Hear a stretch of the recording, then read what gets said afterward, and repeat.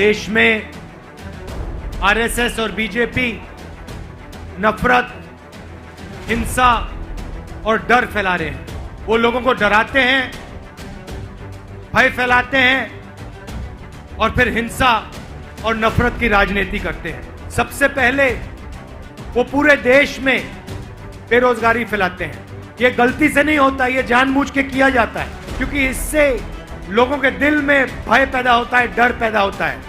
आप देखिए, नरेंद्र मोदी जी ने नोटबंदी की और गलत जीएसटी लागू की। फायदा किसको हुआ? लाखों करोड़ों लोग बेरोजगार हो गए। सड़क पे मुझसे युवा मिलते हैं, मैं उनसे पहला सवाल पूछता हूं, क्या पढ़ाई की?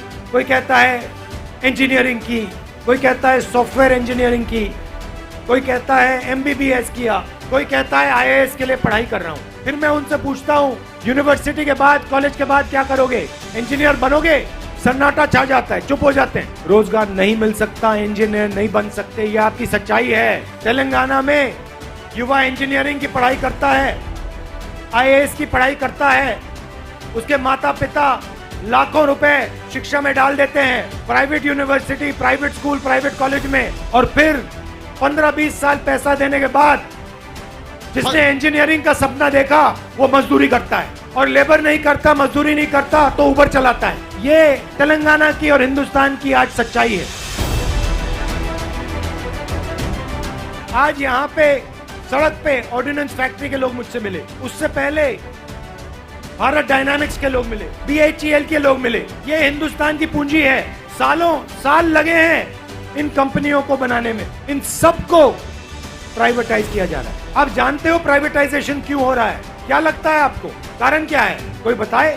भाई और बहनों, इन कंपनियों के पास हजारों एकड़ जमीन है।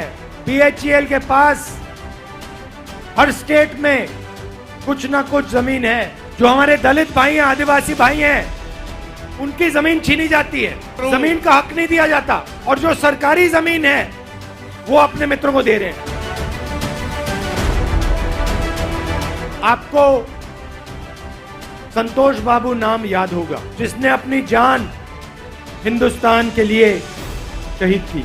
मैं आपको याद दिलाना चाहता हूं कि हिंदुस्तान के प्रधानमंत्री ने संतोष बाबू की शहादत के बाद हिंदुस्तान की जनता को कहा कि चाइना ने हिंदुस्तान की कोई जमीन नहीं ली। अगर चाइना ने हिंदुस्तान की जमीन नहीं ली तो संतोष बाबू जी शहीद क्यों हुए?